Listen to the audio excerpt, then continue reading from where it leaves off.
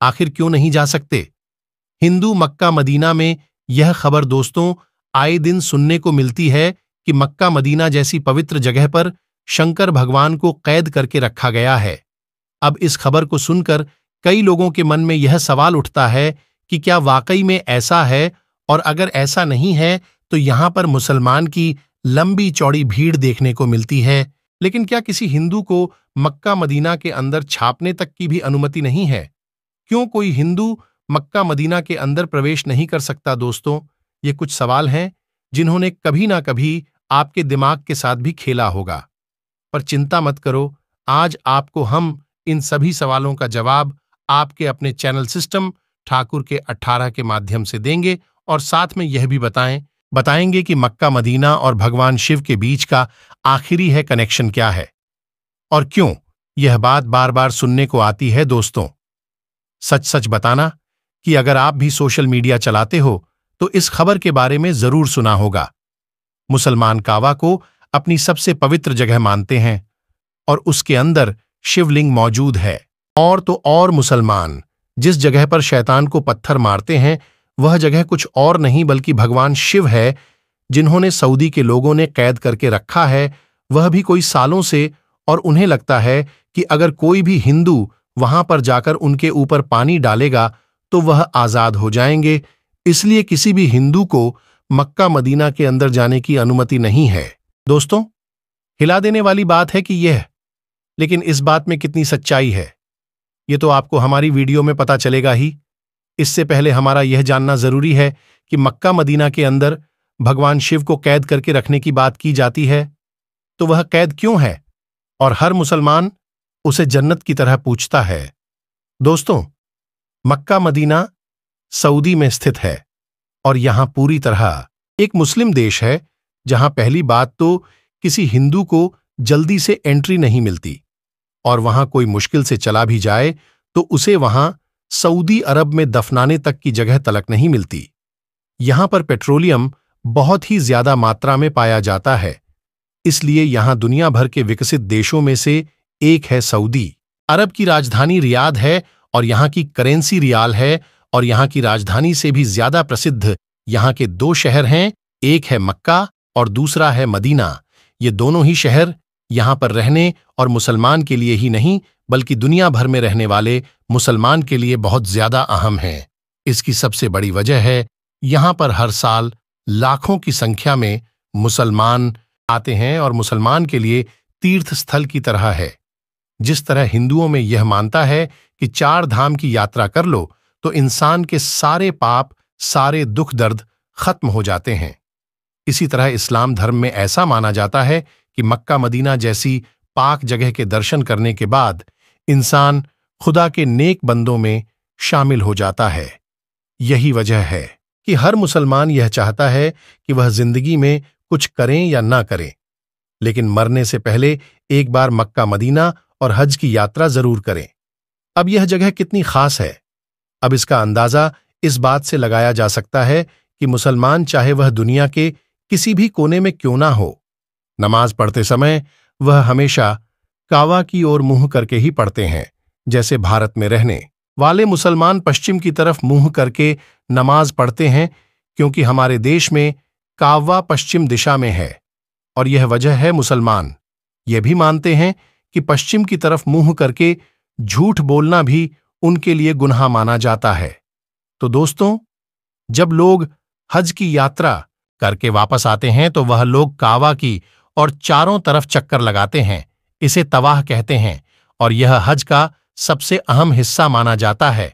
साथ ही वह मदीना की जियारत करने जाते हैं। मदीना वह जगह है जहां पर पेशावर मोहम्मद की कब्र बनी हुई है। दोस्तों, मक्का मदीना के बारे में आप लोगों ने काफी सुन लिया और जान लिया होगा, लेकिन सोशल मीडिया पर इन खबरों का सच जानना भी काफी जरूरी है, वरना कई सालों से लोग जिस चीज पर विश्वास कर रहे हैं। पर दोस्तों, घबराने की कोई आवश्यकता नहीं है, क्योंकि इंटरनेट पर वायरल हो रही खबर पूरी तरह सरगलत है। ऐसे में आप सच्चे हिंदू हैं और यह मानते हैं कि तो शिव जी की तीसरी आंख खुलती है तो प्रलय आ जाती है, तो भला तो आप इस बात पर किस तरह यकीन कर सकते हैं कि कोई भगवान शिव को कैद करके भी रख सकता है। वैसे आप किसी और धर्म से भी क्यों ना हो, एक ईश्वर के घर पर दूसरे ईश्वर को कैद करके रखने वाली बात दरअसल गलत लगती है। मुसलमान धर्म के लोग कई इस तरह की चीज करने की सोचते हैं, लेकिन उनका खुदा अल्लाह उन्हें यह करने की मंजूरी नहीं देता, क्योंकि ईश्वर को हम इंसानों ने बांटा है। भगवान के लिए तो सब बराबर हैं। ऊपर से यह कहा जाता है कि मक्का मदीना में साधारण मनुष्य ने भगवान शिव को कैद किया है, मतलब तो यही वही बात हो गई कि कई लोगों ने यह कह दिया कि धरती गोल नहीं बल्कि चकोर है। तो क्या आप मान जाएंगे या सोचने लगेंगे कि अगर उसने किया है तो जरूर होगा? आप खुद ही दिमाग लगाइए। दुनिया का निर्माण करने वाले भगवान शिव को कोई किसी तरह से कैद करके रख सकता है। वह अगर चाहे तो चुटकियों में ब्रह्मांड को हिला सकते हैं। ऐसे में वाला भगवान शिव को कैद करके रखना जाने वाली बात को छोटे बच्चों की बचकानी हरकत से काम नहीं लगती है। कोई लोग इस बात को तो नहीं मानते वह पर शिव जी को कैद रखा गया, लेकिन यह जरूरी मानते हैं कि मक्का मदीना में शिवलिंग है। हम इसकी भी पुष्टि करते हैं कि ऐसा कुछ भी नहीं है। असल में जब मुसलमान जब हज यात्रा के लिए जाते हैं तो मक्का के पास स्थित एक इमारत में शैतान को पत्थर मारने की रस्म को पूरा करके ही हज की यात्रा पूरी मानी जाती है।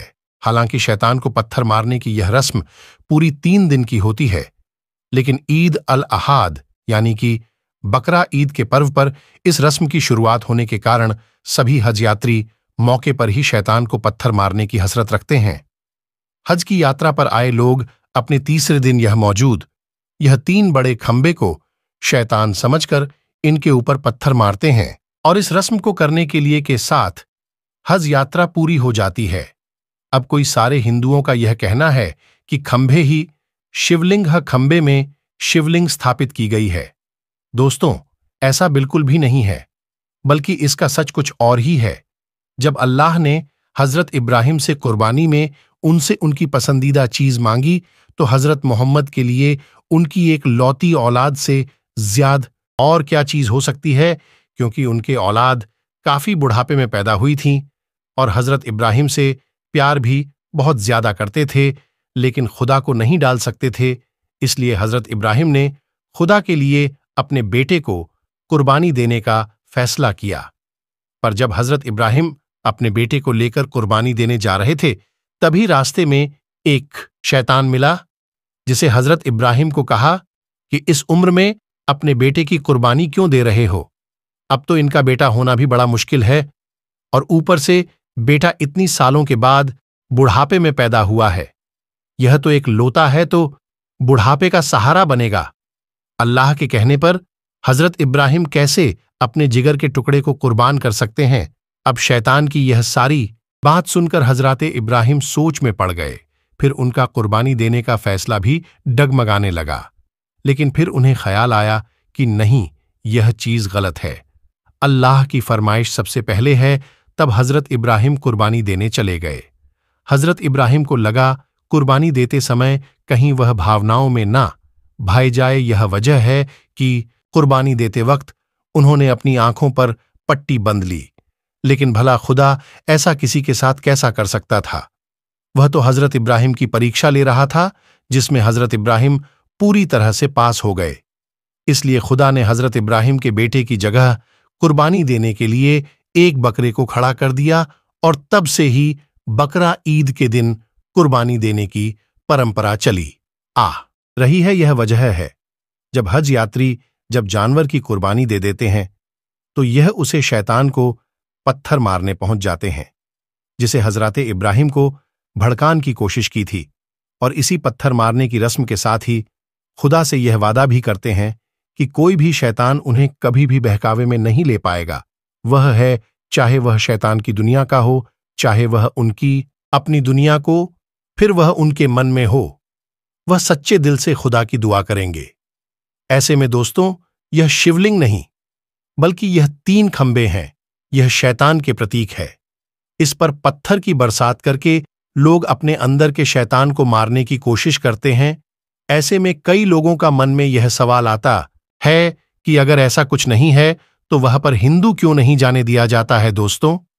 यहां पर सबसे पहले बात तो यह है कि हिंदू को ही नहीं बल्कि किसी भी गैर मुस्लिम को, चाहे वह हिंदू हो, चाहे सिख या चाहे ईसाई हो, चाहे वह बुद्ध धर्म का ही क्यों ना हो, अगर वह मुस्लिम नहीं है तो वह अंदर जाने नहीं दिया जा सकता है। क्योंकि ऐसा माना जाता है कि अगर कोई मुसलमान नहीं है तो वह सच्ची बात है कि वह अल्लाह पर भी विश्वास नहीं करता होगा, और जो व्यक्ति सच्चे दिल से अल्लाह पर विश्वास नहीं करता उसे काबा के अंदर प्रवेश करने की इजाजत नहीं है। यह सिर्फ उन्हीं लोगों को अंदर जाने दिया जाता है जो बिल्कुल पवित्र हो, और इस ऐसे इंसान को अपने घर के अंदर आने देंगे जिस आपकी बिल्कुल भी इज्जत ना हो और जो आपको बिल्कुल भी सम्मान ना करें, सिर्फ अपने फायदे के लिए अंदर आने की कोशिश करें। हमें मालूम है कि आप इस तरह के लोगों को आने नहीं देंगे। वह कम से कम अब आपका सम्मान तो करें। ठीक है, ऐसा ही यहां के लोग भी चाहते हैं। जो कोई भी काबा में प्रवेश करें वह केवल अल्लाह को सच्चे दिल से माने, वह सभी सबसे पहले अल्लाह होना चाहिए। बाकी सारी चीज बाद में दोस्तों। आपको मक्का मदीना से जोड़ी हर एक बात पता चल गई होगी। अब आपका इसके बारे में क्या कहना है कमेंट करके जरूर बताइए, और ऐसी ही हैरान कर देने वाली वीडियो देखने के लिए हमारे चैनल को लाइक, शेयर और चैनल को सब्सक्राइब करना ना भूले। और हाँ दोस्तों, अगर आपको महाभारत और रामायण से जुड़ी ऐसी हैरान कर देने वाली जानकारी जो आज तक आपने ना ही कभी सुनी होगी और ना ही कभी देखी होगी, ऐसी जानकारी अगर आपको देखनी है तो आप देखें सोलंकी फैक्ट्स, जहां आपको रोजाना ऐसी हैरान कर देने वाली जानकारी देखने को मिलती है जो आपने आज तक किसी भी YouTube चैनल पर नहीं देखी होगी।